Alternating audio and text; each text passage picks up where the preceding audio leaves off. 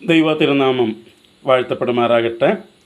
ഇന്ന് രാത്രിയിൽ പിന്നെയും നമ്മൾ ഒരുമിച്ച് നമ്മുടെ ദൈവവചന പഠന പരമ്പര തുടരുവാനായിട്ട് ദൈവകൃപയിൽ ശരണപ്പെടുകയാണ്. എഫേസ്യ ലേഖനം 2-ാം അധ്യായമാണ് നമ്മൾ തുടർച്ചയായിട്ട് ചിന്തിച്ചു വരുന്നത്. ഇപ്പോൾ 1-ാം അധ്യായം നമ്മൾ പൂർത്തീകരിച്ചു, 2-ാം അധ്യായത്തിലേക്ക് കയറി. 2-ാം അധ്യായമാണ് ഇപ്പോൾ നമ്മൾ തുടർച്ചയായിട്ട് ചിന്തിച്ചുകൊണ്ടിരിക്കുന്നത്. കഴിഞ്ഞ ദിവസം നമ്മളതിൻ്റെ 7-ാം വാക്യം വരെയുള്ള ഭാഗം നമ്മൾ വിശദമായിട്ട് ചിന്തിക്കാൻ കർത്താവ് നമ്മെ സഹായിച്ചു. ഇന്ന് രാത്രിയിൽ നമ്മളതിൻ്റെ 8ഉം 9ഉം വാക്യങ്ങൾ, എഫേസ്യ ലേഖനം 2-ാം അധ്യായത്തിൻ്റെ 8-9 വാക്യങ്ങളാണ് നമ്മൾ വായിച്ച നമ്മുടെ ചിന്ത. അവിടെ നിന്നാണ് നമ്മൾ ആരംഭിക്കാനായിട്ട് പോകുന്നത്. ആ വാക്യങ്ങൾ നമുക്കൊന്ന് വായിക്കാം. എഫേസ്യ ലേഖനം 2-ാം അധ്യായത്തിൻ്റെ 8-9 വാക്യങ്ങൾ. അവിടെ നമ്മളിങ്ങനെയാണ് വായിക്കുന്നത്: കൃപയാലല്ലോ നിങ്ങൾ വിശ്വാസം മൂലം രക്ഷിക്കപ്പെട്ടിരിക്കുന്നത്, അതിനും നിങ്ങൾ കാരണമല്ല, ദൈവത്തിൻ്റെ ദാനമത്രയാകുന്നു. ആരും പ്രശംസിക്കാതിരിക്കുവാൻ പ്രവൃത്തികളും കാരണമല്ല. നമുക്കൊക്കെ വളരെ പരിചയമുള്ളൊരു 2 വാക്യങ്ങളായത്. നമ്മളൊക്കെ സൺഡേ സ്കൂൾ പഠിക്കുമ്പോൾ തൊട്ട്, അല്ലെങ്കിൽ ചെറിയ കുട്ടികളായിരിക്കുമ്പോൾ തൊട്ട് വാക്യങ്ങൾ കാണാപ്പാടം മനപ്പാടം പഠിക്കുമ്പോൾ നമ്മൾ തിരഞ്ഞെടുത്ത് പഠിക്കാറുള്ള ചില വാക്യങ്ങളിൽ ഉൾപ്പെട്ടതായി 8-9 വാക്യങ്ങൾ. ഇവിടെ ഈ 8-9 വാക്യങ്ങൾ നമ്മൾ പഠിക്കുമ്പോൾ അവിടെ 4 പ്രസ്താവനകളാണ് അപ്പോസ്തലനായ പൗലോസ് 2 വാക്യങ്ങളിലായിട്ട് രേഖപ്പെടുത്തിയിരിക്കുന്നത്. 4 സ്റ്റേറ്റ്മെൻറ്റ് എന്തൊക്കെയാണ്? 1, കൃപയാലല്ലോ നിങ്ങൾ വിശ്വാസം മൂലം രക്ഷിക്കപ്പെട്ടിരിക്കുന്നത്.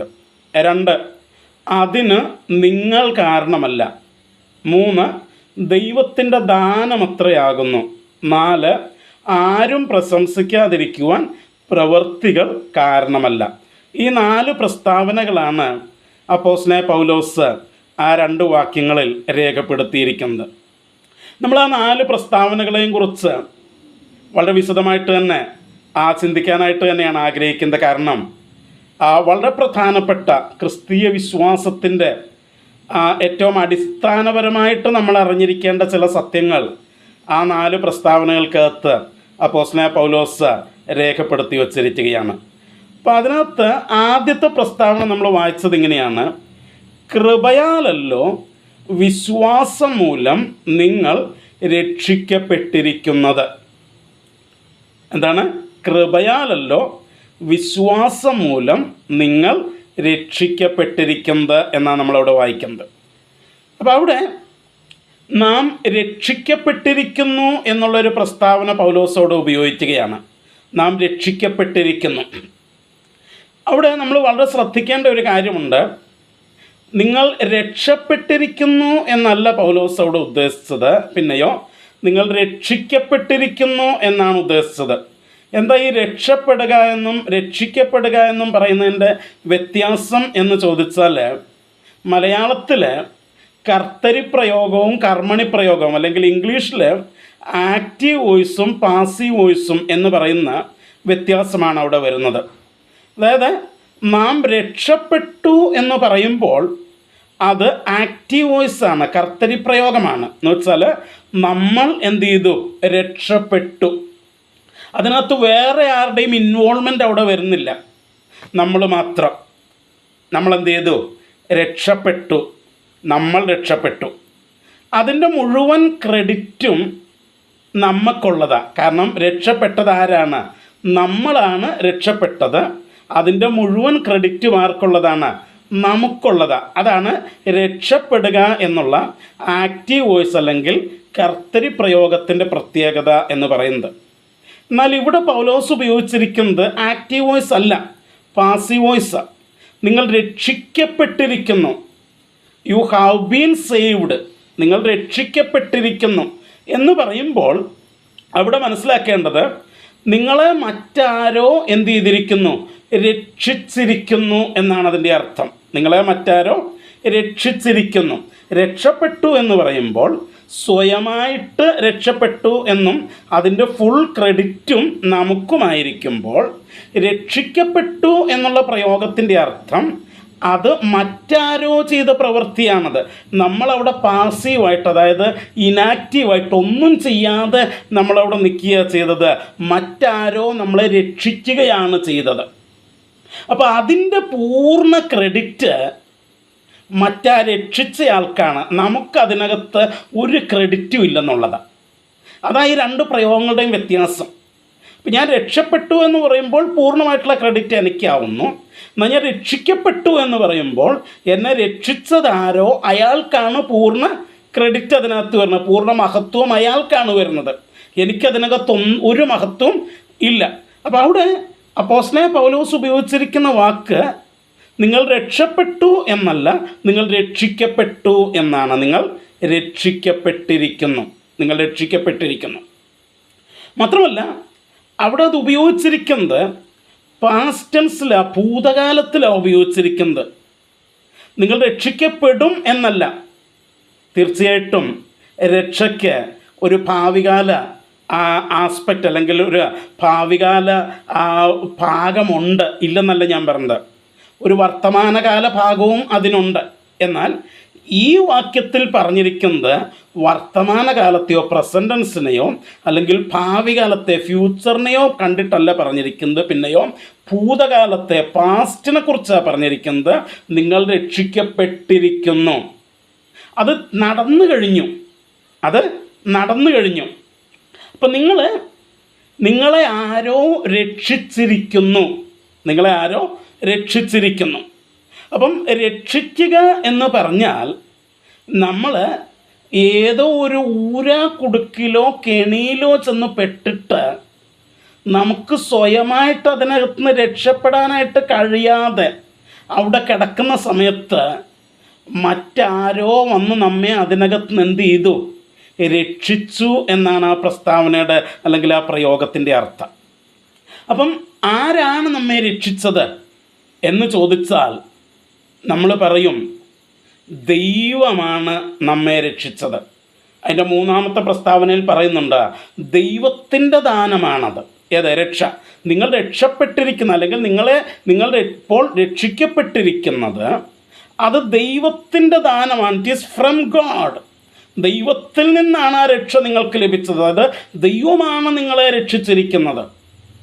നിങ്ങൾ സ്വയമായിട്ട് രക്ഷപ്പെട്ടതല്ല, പിന്നെയോ ദൈവം നിങ്ങളെ രക്ഷിക്കുകയാണ് ചെയ്തിരിക്കുന്നത്. ഇനി രക്ഷിക്കുക എന്ന് പറയുമ്പോൾ ഞാൻ പറഞ്ഞു, നമ്മളെവിടെയോ കുടുക്കിലോ പ്രശ്നത്തിലോ കെണിയിലോ ഒക്കെ ചെന്ന് പെട്ടിരുന്നിടത്തുനിന്ന് ദൈവം നമ്മളെ എന്ത് ചെയ്തിരിക്കുകയാണ്? രക്ഷിച്ചിരിക്കുകയാണ്. അപ്പം എവിടുന്നാണ് ദൈവം നമ്മളെ രക്ഷിച്ചത് എന്ന് ചോദിച്ചാൽ 3 കാര്യങ്ങൾ നമുക്കവിടെ മനസ്സിലാക്കാനായിട്ട് കഴിയും. 3 കാര്യങ്ങൾ. ഒന്ന്, അവൻ നമ്മെ മരണത്തിൽ നിന്ന് രക്ഷിച്ചു. മരണത്തിൽ നിന്ന് രക്ഷിച്ചു അല്ലേ? നമ്മൾ അതിൻ്റെ 1-ാം വാക്യം തൊട്ട് നമ്മൾ വായിച്ചു വന്നപ്പോൾ നമ്മൾ പറഞ്ഞു, 1-ാം വാക്യത്തിൽ നമ്മൾ പറഞ്ഞു അതിക്രമങ്ങളിലും പാപങ്ങളിലും നിങ്ങൾ മരിച്ചവരായിരുന്നു. എന്നാൽ 5-ാം വാക്യത്തിൽ പറഞ്ഞു എന്നാൽ അങ്ങനെ മരിച്ചവരായിരുന്ന നിങ്ങളെ ദൈവം എന്ത് ചെയ്തു? അവൻ ഉയർപ്പിച്ചു, ഉയർത്തെഴുന്നേൽപ്പിച്ചു, ജീവിപ്പിച്ചു എന്ന് പറഞ്ഞു. അതായത് ആ മരണത്തിൽ നിന്ന് അവൻ നമ്മെ എന്ത് ചെയ്തു? രക്ഷിച്ചു. ആ മരണത്തിൽ നിന്ന് അവൻ നമ്മെ രക്ഷിച്ചു. മരണത്തിൽ നിന്ന് മാത്രമല്ല, നരകത്തിൽ നിന്നും അവൻ നമ്മെ എന്ത് ചെയ്തു? രക്ഷിച്ചു. അത് നമ്മൾ കുറച്ചുകൂടെ കഴിയുമ്പം വിശദമായിട്ട് പറയും. അപ്പം ഒന്നാമത് ദൈവം നമ്മെ എന്ത് ചെയ്തു? മരണത്തിൽ നിന്ന് രക്ഷിച്ചു. മരണത്തിൽ നിന്ന് രക്ഷിച്ചു. അപ്പം നമ്മൾ അതിക്രമങ്ങളും പാപങ്ങളും നിമിത്തം നമ്മൾ മരിച്ചവരായിരുന്നു. നമുക്ക് സ്വയമായിട്ട് ആ മരണത്തിൽ നിന്ന് രക്ഷപ്പെടാനായിട്ട് കഴിയില്ലായിരുന്നു. അങ്ങനെ കിടന്ന നമ്മെ, ആ മരണത്തിൻ്റെ കുടുക്കിൽപ്പെട്ട് കുടുങ്ങിക്കിടന്ന നമ്മെ ദൈവം എന്ത് ചെയ്തു? ആ മരണത്തിൽ നിന്ന് അവൻ നമ്മെ രക്ഷിച്ചു. അവൻ നമ്മെ ജീവിപ്പിച്ചു. അവൻ നമ്മെ ജീവിപ്പിച്ചു. അവൻ നമ്മെ മരണത്തിൽ നിന്ന് രക്ഷിച്ചു. അവിടെ നമ്മൾ മരണം, ജീവൻ എന്നുള്ള കാര്യങ്ങളെക്കുറിച്ച് പറഞ്ഞപ്പോൾ നമ്മൾ വ്യക്തമായിട്ട് പറഞ്ഞിരുന്നു, അവിടെ മരണം എന്നുദ്ദേശിച്ചിരിക്കുന്നത് ദൈവത്തിൽ നിന്ന് അന്യപ്പെട്ടുപോയ അവസ്ഥയാണ്. അതായത് ദൈവത്തിൽ നിന്ന്, പാപം മൂലം ദൈവത്തിൽ നിന്ന് അകന്ന് ദൈവവുമായിട്ടൊരു ബന്ധവുമില്ലാതെ പോയിക്കൊണ്ടിരുന്ന നമ്മെ തിരിച്ച് ദൈവത്തിൻ്റെ അടുത്തേക്ക് വരാനായിട്ട് നാം എത്ര പരിശ്രമിച്ചാലും എത്തിപ്പെടാനായിട്ട് കഴിയാത്ത രീതിയിൽ, ഒരു രീതിയിലും ദൈവത്തെ പ്രസാദിപ്പിക്കാനായിട്ട് കഴിയാത്ത രീതിയിൽ കുടുങ്ങിക്കിടന്ന നമ്മെ അവൻ താനുമായിട്ടുള്ള ബന്ധത്തിലേക്ക് തിരിച്ചു കൊണ്ടുവന്നെന്ന അതിൻ്റെ അർത്ഥം. ആ ദൈവിക ജീവൻ, ദൈവവുമായിട്ടുള്ള ആ ബന്ധം അവൻ നമുക്ക് തന്നു. പ്രിയമുള്ളവരെ, ദൈവവുമായിട്ടുള്ള ബന്ധം നമ്മൾ നേടിയെടുത്തതല്ല, ദൈവം നമുക്ക് തന്നതാണ്. അവൻ തന്നതുകൊണ്ട് മാത്രമാണ് നാം അത് അനുഭവിക്കുന്നത് എന്നുള്ളത് മറക്കരുത്. ദൈവവുമായിട്ട് നമുക്ക് എന്തെങ്കിലും ബന്ധമുണ്ടെങ്കിൽ ആ ബന്ധം നാം അനുഭവിക്കുന്നത് ദൈവം നമുക്കത് തന്നതുകൊണ്ട് മാത്രമാണ്. മറക്കരുത്. അതിൻ്റെ ഒരു ക്രെഡിറ്റ് നമുക്കെടുക്കാനായിട്ട് പറ്റില്ല എന്നാണ് ഞാൻ പറഞ്ഞത്. അപ്പം ആ മരണത്തിൽ നിന്ന് ദൈവം നമ്മെ എന്ത് ചെയ്തു? രക്ഷിച്ചു. രണ്ടാമത്, അതിൻ്റെ 2-3 വാക്യങ്ങളിൽ, ഈ 2-ാം അധ്യായത്തിൻ്റെ 2-3 വാക്യങ്ങൾ നമ്മൾ വായിച്ചപ്പോൾ നമ്മൾ പറഞ്ഞിരുന്നു, അവിടെ നമ്മൾ സാത്താനും സാത്താൻ്റെ ഈ ലോകത്തിൻ്റെ വ്യവസ്ഥിതിക്കും നമ്മുടെ ശരീരത്തിനും മനോവികാരങ്ങൾക്കുമൊക്കെ താല്പര്യമുള്ള കാര്യങ്ങളൊക്കെ ചെയ്തിങ്ങനെ ജീവിക്കുകയായിരുന്നു. എന്ന് വെച്ചാൽ പാപത്തിൻ്റെ അടിമത്വത്തിലായിരുന്നു നമ്മളുണ്ടായിരുന്നത്. സാത്താൻ്റെ പാപത്തിൻ്റെയും അടിമകളായിരുന്നു നമ്മൾ. We were slaves of devil, Satan and sin. പക്ഷെ ദൈവം എന്ത് ചെയ്തു? ആ സ്ലേവറിയിൽ നിന്ന്, ആ അടിമത്വത്തിൽ നിന്ന് ദൈവം നമ്മളെന്ത് ചെയ്തു? രക്ഷിച്ചു. Now we are free. ഇപ്പം നമ്മൾ ആരാണ്? സ്വതന്ത്രരാണ്. നമ്മൾ വീണ്ടെടുപ്പ് എന്നുള്ള വിഷയം പഠിച്ചപ്പോൾ നമ്മൾ പറഞ്ഞിരുന്നു എന്ത്? ആ സ്വാതന്ത്ര്യം, ദൈവം നമുക്ക് തന്നിരിക്കുന്ന ആ സ്വാതന്ത്ര്യത്തെക്കുറിച്ച് അവിടെ നമ്മൾ പറഞ്ഞിരുന്നു. അപ്പം സാത്താൻ്റെയും അവൻ്റെ വ്യവസ്ഥിതികളുടെയും ഒക്കെ അടിമകളായിട്ട്, അവയുടെ അടിമയായിട്ട് കടന്നിരുന്ന നമ്മെ, അവിടുന്ന് ഒരിക്കലും സ്വയമായിട്ട് രക്ഷപ്പെടാൻ കഴിയാതിരുന്ന നമ്മെ അവൻ ആ അടിമത്വത്തിൽ നിന്ന് എന്ത് ചെയ്തു? വിടുവിച്ചു.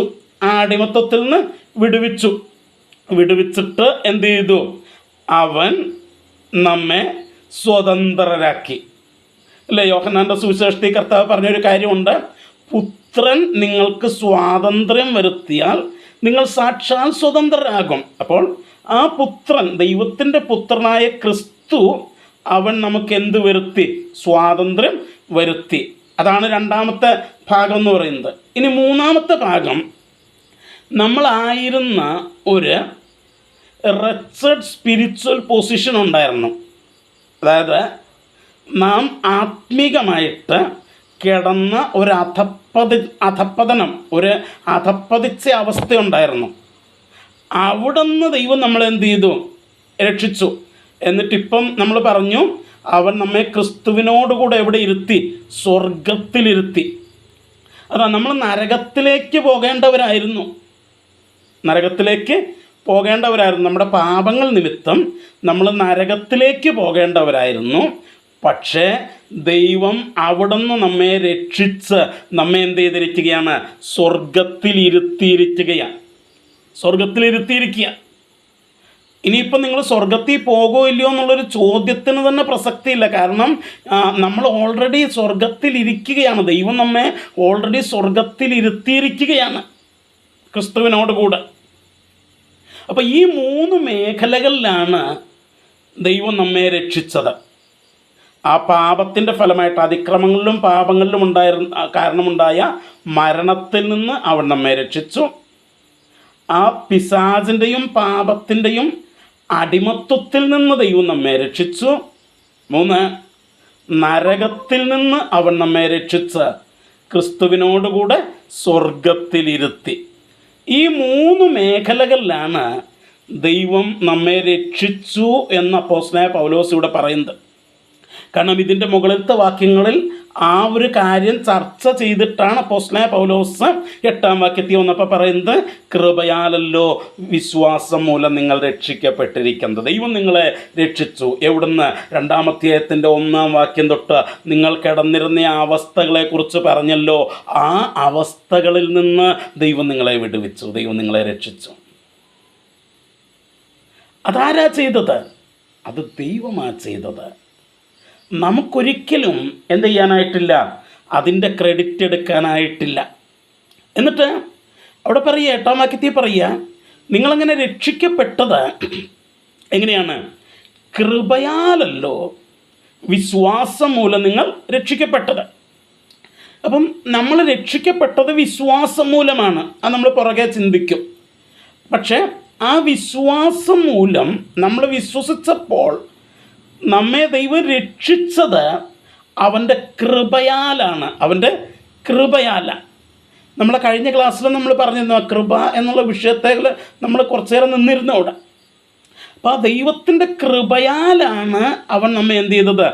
ഈ 3 കാര്യങ്ങളിൽ നിന്നും ദൈവം നമ്മളെ രക്ഷിച്ചത്. നാം ഇപ്പോൾ രക്ഷിക്കപ്പെട്ടിരിക്കുന്നു. എങ്ങനെ? ദൈവത്തിൻ്റെ കൃപയാൽ. എന്താ കൃപ എന്ന് പറഞ്ഞാൽ, നമ്മൾ പല പ്രാവശ്യം ചർച്ച ചെയ്ത് കഴിഞ്ഞു ആ വാക്ക്.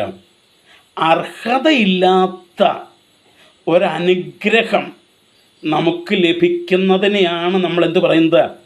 കൃപ എന്ന് പറയുന്നത്. അർഹതയില്ലാത്ത ഒരനുഗ്രഹം നമുക്ക് ലഭിക്കുന്നതിനെയാണ് നമ്മൾ എന്ത് പറയുന്നത്? കൃപ എന്ന് പറയുന്നത്.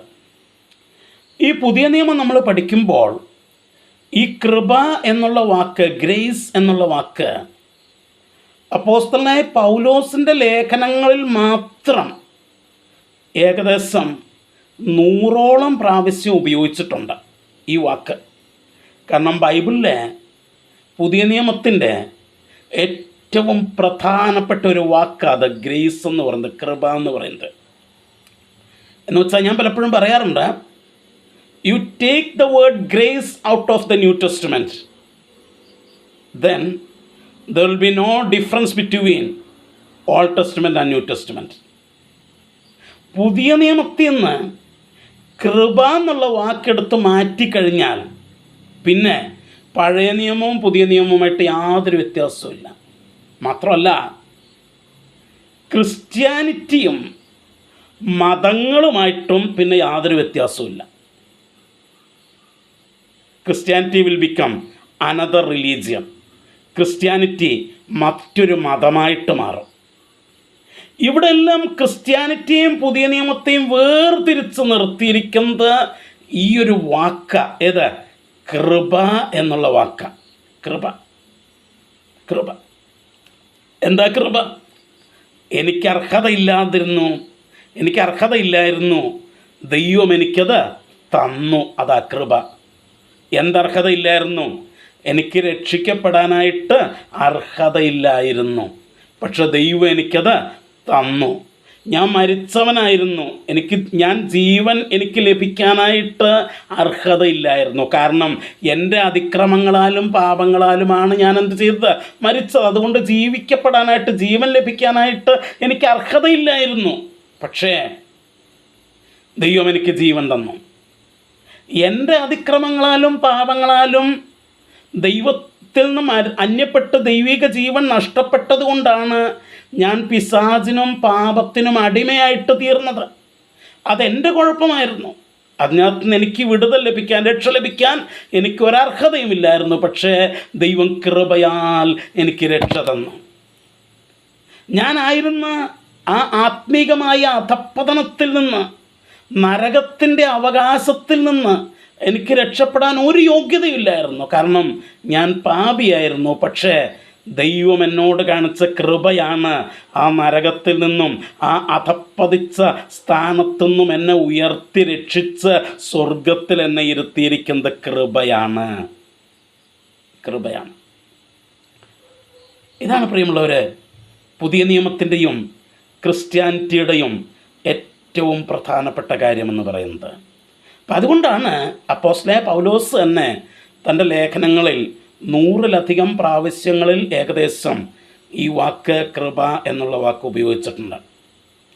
ഒന്ന് രണ്ട് വാക്യങ്ങൾ നമുക്ക് അതോടുള്ള ബന്ധത്തിലൊന്ന് വായിച്ച് കുറച്ച് കാര്യങ്ങളൊന്ന് ചിന്തിക്കാനായിട്ടുണ്ട്. നമുക്ക് ആദ്യം വരാം, റോമാലേഖനത്തിലേക്ക് നമുക്ക് വരാം. റോമാലേഖനം 3-ാം അധ്യായത്തിൻ്റെ 23-24 വാക്യങ്ങൾ നമുക്ക് വായിക്കാം. റോമാലേഖനം 3-ാം അധ്യായത്തിൻ്റെ 23-24 വാക്യങ്ങൾ നമുക്കൊക്കെ വളരെ പരിചയമുള്ള വാക്യങ്ങളാണത്. അവിടെ നമ്മൾ വായിക്കുന്നത് എങ്ങനെയാണ്? ഒരു വ്യത്യാസവുമില്ല, എല്ലാവരും പാപം ചെയ്ത് ദൈവ തേജസ് ഇല്ലാത്തവരായിത്തീർന്നു. അവൻ്റെ കൃപയാൽ ക്രിസ്തുയേശുവിങ്കലെ വീണ്ടെടുപ്പ് മൂലം സൗജന്യമായത്രേ നീതീകരിക്കപ്പെടുന്നത്. അപ്പം എന്താ അവിടെ പറഞ്ഞത്? 23-ാം വാക്യത്തെ നമ്മൾ വായിച്ചു. ഒരു വ്യത്യാസവുമില്ല, എല്ലാവരും പാപം ചെയ്ത് ദൈവ തേജസ് ഇല്ലാത്തവരായിത്തീർന്നു. എന്നുവെച്ചാൽ പാപം ചെയ്യാത്തവരായിട്ട് ആരുമില്ലായിരുന്നു, തെറ്റ് ചെയ്യാത്തവരായിട്ട് ആരുമില്ലായിരുന്നു. ഞാനൊരു പാപവും ചെയ്തിട്ടില്ല, ഞാനൊരു തെറ്റും ചെയ്തിട്ടില്ലെന്ന് പറയാൻ പറ്റുന്ന ഒറ്റ മനുഷ്യൻ പോലുമില്ല. അങ്ങനെയുള്ള ഒരൊറ്റ മനുഷ്യനെ ഈ ലോകത്തിൽ ജീവിച്ചിട്ടുള്ളൂ, അത് യേശുക്രിസ്തു മാത്രം. വേറെ ആർക്കത് പറയാനായിട്ട് പറ്റില്ല. അപ്പം എല്ലാവരും പാപം ചെയ്തു. പാപം ചെയ്തതിൻ്റെ ഫലമായിട്ട് എന്ത് പറ്റി? ദൈവ തേജസ് ഇല്ലാത്തവരായിട്ട് തീർന്നു.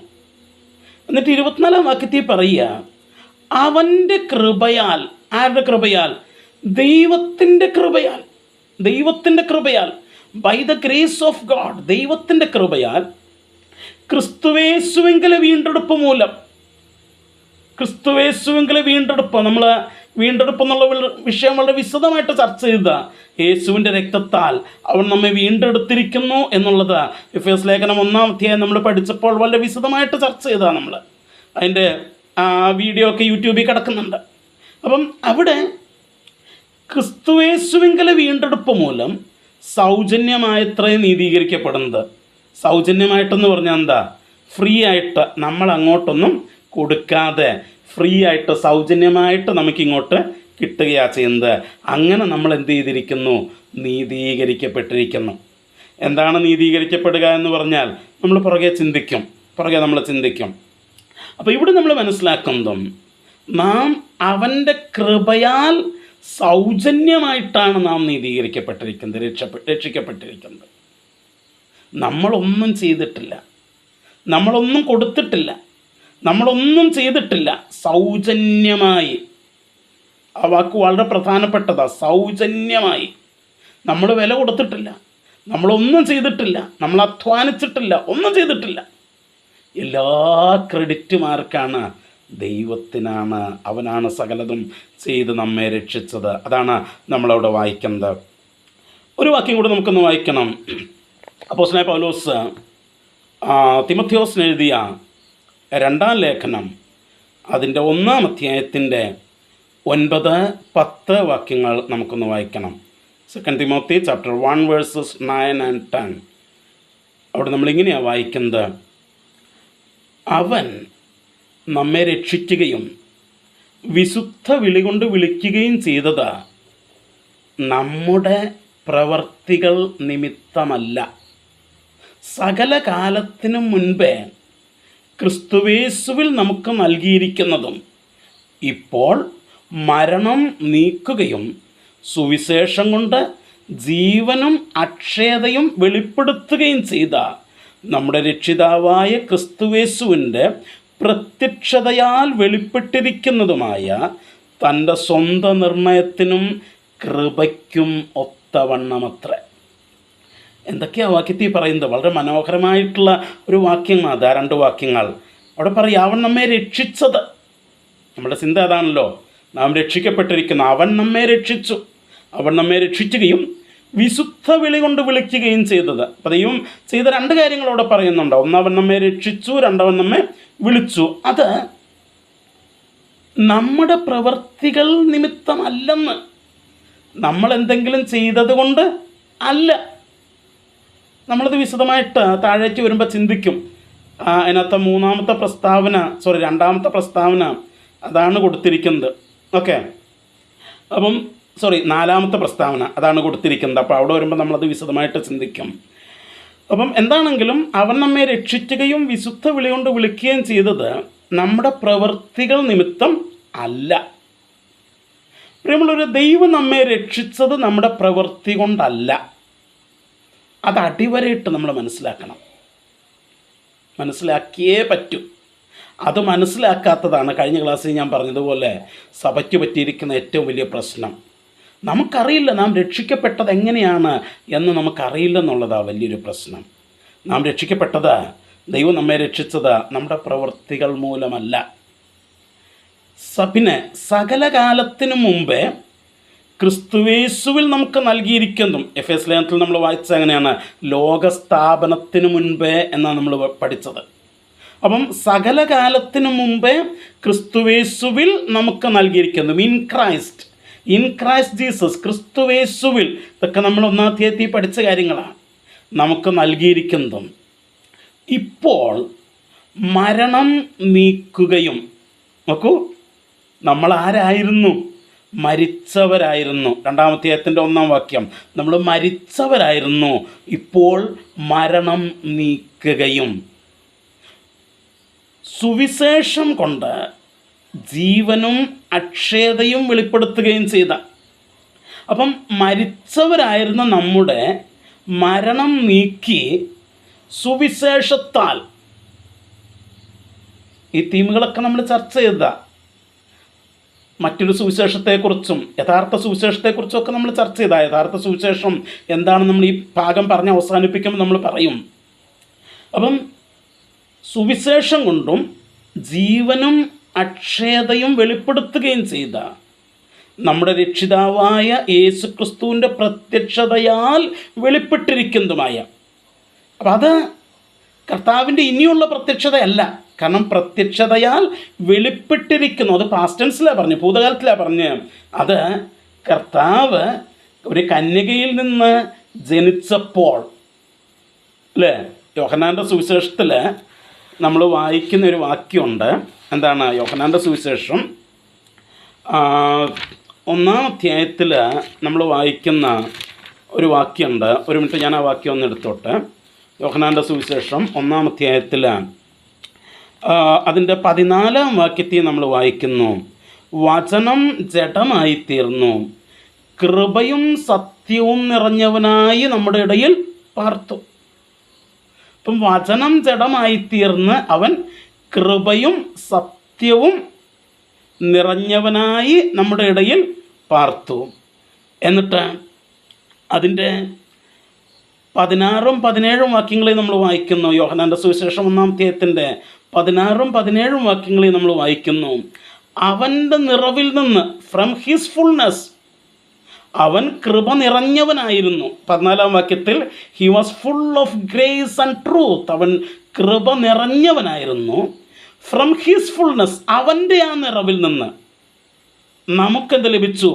നമുക്കെല്ലാവർക്കും കൃപമേൽ കൃപ ലഭിച്ചിരിക്കുന്നു. എന്നിട്ട് 17-ാം വാക്യത്തിൽ പറയുക, ന്യായപ്രമാണം മോശ മുഖാന്തരം ലഭിച്ചു, കൃപയും സത്യവും യേശു ക്രിസ്തു മുഖാന്തരം വന്നു. കാരണം he was full of grace and truth, അവൻ കൃപയും സത്യവും നിറഞ്ഞവനായിരുന്നു. അപ്പം യേശു ഒരു ശരീരം ധരിച്ച് ഈ ലോകത്തിൽ ജനിച്ചപ്പോൾ അവൻ കൃപ നിറഞ്ഞവനായിട്ടാണ് ജനിച്ചത്. അവൻ വെളിപ്പെട്ടത് കൃപ നിറഞ്ഞവനായിട്ടാണ്. ഫുൾ ഓഫ് ഗ്രേസ്, കൃപ നിറഞ്ഞവൻ. അവൻ്റെ ആ ഫുൾനെസ്സിൽ നിന്ന്, അവൻ്റെ ആ നിറവിൽ നിന്ന് നമുക്ക് കൃപമേൽ കൃപ ലഭിച്ചു. ഗ്രേസ് അപ്പോൺ ഗ്രേസ് എന്ന് വെച്ചാൽ അബണ്ടന്റ് ഗ്രേസ് എന്നൊക്കെ പറയാം, ധാരാളമായിട്ടുള്ള കൃപ. എന്തുകൊണ്ടാണ്? കാരണം Jesus was full of grace, അവൻ കൃപ നിറഞ്ഞവനാണ്. അവനിൽ നിന്ന് നമുക്ക് ലഭിച്ചത് കൃപമേൽ കൃപയാ, ഗ്രേസ് അപ്പോൺ ഗ്രേസ്. അത് യേശുക്രിസ്തു ഒരു മനുഷ്യനായി ഈ ഭൂമിയിൽ വെളിപ്പെട്ടപ്പോൾ സംഭവിച്ചതാണ്. അതാണ് 2 തിമോഥെയോസ് ലേഖനത്തിൽ നമ്മൾ വായിച്ചത്. അതിൻ്റെ 10-ാം വാക്യത്തിൽ, ഇപ്പോൾ മരണം നീക്കുകയും സുവിശേഷം കൊണ്ട് ജീവനും അക്ഷയതയും വെളിപ്പെടുത്തുകയും ചെയ്ത നമ്മുടെ രക്ഷിതാവായ ക്രിസ്തുയേശുവിൻ്റെ പ്രത്യക്ഷതയാൽ വെളിപ്പെട്ടിരിക്കുന്നതുമായ തൻ്റെ സ്വന്തം നിർണയത്തിനും കൃപയ്ക്കും ഒത്തവണ്ണമത്രേ അവൻ നമ്മെ രക്ഷിച്ചത്. എന്ന് വെച്ചാൽ ദാറ്റ് ഫുൾനെസ് ഓഫ് ഗ്രേസ്, ആ കൃപയുടെ നിറവ്, അതിൽ നിന്ന് നമുക്ക് ലഭിച്ച ആ കൃപമേൽ കൃപ, ഗ്രേസ് അപ്പോൺ ഗ്രേസ്, ആ കൃപ എന്ന് വെച്ചാൽ നമ്മൾ കഴിഞ്ഞ ദിവസം ചിന്തിച്ചു, the richness of his grace, അവൻ്റെ കൃപയുടെ അത്യന്ത ധനം. നോക്കിക്കേ, ദാറ്റ് ഗ്രേസ് അപ്പോൺ ഗ്രേസ്, കൃപമേൽ കൃപ. ആ കൃപയാലാണ് ദൈവം നമ്മളെ എന്ത് ചെയ്തത്? രക്ഷിച്ചത് എന്നാണ് എഫേസ് ലേഖനത്തിൽ നമ്മൾ വായിച്ചത്. നമ്മുടെ പ്രവൃത്തി നിമിത്തമല്ല, നമ്മുടെ എന്തെങ്കിലും യോഗ്യത നിമിത്തമല്ല, നമുക്കെന്തെങ്കിലും അർഹത ഉണ്ടായിരുന്നത് കൊണ്ടല്ല. ദൈവം നമ്മെ രക്ഷിച്ചത് കൃപമേൽ കൃപ അവൻ നമുക്ക് നൽകിയത് കൊണ്ടാണ്. Hallelujah, hallelujah. സി, നമ്മളിത് വായിക്കുമ്പോൾ, നമ്മളിത് പഠിക്കുമ്പോൾ നമുക്ക് ആ ദൈവത്തോട് എങ്ങനെ നന്ദിയില്ലാത്തവരായിട്ട് ജീവിക്കാൻ നമുക്ക് കഴിയും. നമ്മൾ പലപ്പോഴും ദൈവത്തിന് നന്ദി പറയുന്നത്, ദൈവം എനിക്ക് 10,000 രൂപ തന്നതിനാണ് ഞാൻ നന്ദി പറയുന്നത്, അല്ലെങ്കിൽ ഒരു പനിയോ ക്യാൻസറോ ഒക്കെ മാറ്റിയതിനാണ് ഞാൻ നന്ദി പറയുന്നത്. അതില്ലെങ്കിൽ എനിക്ക് നന്ദി പറയാനായിട്ടില്ലെന്നാണ് ഞാൻ ചിന്തിക്കുന്നത്. But see, that grace upon grace that has given in our life by God, നമ്മുടെ ജീവിതത്തിൽ ദൈവം തന്നിരിക്കുന്ന ആ കൃപമേൽ കൃപ, അതൊന്ന് ധ്യാനിച്ചു കഴിഞ്ഞാൽ, ഹല്ലേലൂയ, ഹല്ലേലൂയ, അതൊന്ന് മനസ്സിലാക്കി കഴിഞ്ഞാൽ നമ്മുടെ ദൈവത്തിൻ്റെ മുമ്പിൽ നമ്മൾ എത്ര നന്ദിയുള്ളവരും എത്ര താഴ്മയുള്ളവരും എത്ര സന്തോഷമുള്ളവരായിരിക്കും എന്നറിയാവോ? കാരണം by the appearance of Jesus, God has given us grace upon grace. യേശുവിൻ്റെ പ്രത്യക്ഷതയാൽ ദൈവം നമുക്ക് കൃപമേൽ കൃപ തന്നു. എങ്ങനെ? From his fullness of grace, അവൻ്റെ നിറവിൽ നിന്ന്. Hallelujah, hallelujah, hallelujah. സോ ഞാൻ എൻ്റെ വാക്കുകൾ ഇവിടെ അവസാനിപ്പിക്കുകയാണ്. പ്രത്യേകിച്ച് എനിക്ക് 7:30 വേറൊരു മീറ്റിംഗ് കയറണം. ഇപ്പോൾ തന്നെ 7:30 കഴിഞ്ഞു. ഒരു യൂണിവേഴ്സിറ്റി സ്റ്റുഡൻസിൻ്റെ ഒരു ബൈബിൾ സ്റ്റഡി ഉണ്ട്. ഞാനിവിടെ അവസാനിപ്പിക്കുകയാണ്. നമുക്ക് ദൈവസന്നിധിയിൽ പ്രാർത്ഥിക്കാം.